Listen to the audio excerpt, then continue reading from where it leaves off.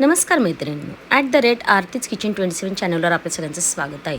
आज आपण ही भाजी करणार आहे ना, ती भाकरीबरोबर चपातीबरोबर इतकी भन्नाट लागते, तुम्ही डब्यासाठी सुद्धा देऊ शकता. त्याच्यासाठी मी हिरवं वाटण इथं तयार केलेलं आहे, म्हणजे मिरची, लसूण, जिरे आणि खोबरे, कोथिंबीर. तर आता कढईमध्ये तेल टाकले, त्याच्यामध्ये मी मोहरी टाकलेली आहे आणि आपला हा खरडा टाकून घेतलेला आहे. आता या खरड्याला आपण 1 मिनिटभर परतून घेऊया. मग त्याच्यामध्ये हळद आणि चवीनुसार मीठ टाकूया. त्याचबरोबर इथं हिंग अगदी मस्ट आहे. हिंग तुम्ही टाका, भाजीची चव एकदम बदलून जाते. आता मी इथं ढोबळी चौकोनी चिरलेली आहे, तुम्हाला उभ्या चिरायची असेल तरी चिरून घेऊ शकता. चवीनुसार मीठ घाला आणि 1 मिनिटभर असंच मोठ्या गॅसवर परतून घ्या. आता पाणी बघा, मी अगदी थोडंसं म्हणजे अर्धा कप पाणी ओतलेलं आहे. झाकण ठेवून ही भाजी 10 मिनिटं शिजू द्या. एकदम भाजी झटपट बनते, पाहू शकता आपली भाजी जवळजवळ शिजली आहे. शेवटी मी 1 चमचा शेंगदाण्याचा कूट टाकते, पुन्हा मिनिटभर ठेवते की आपली भाजी एकदम रेडी होऊन जाईल. कशी वाटली भाजी नक्की कमेंट करून कळवा.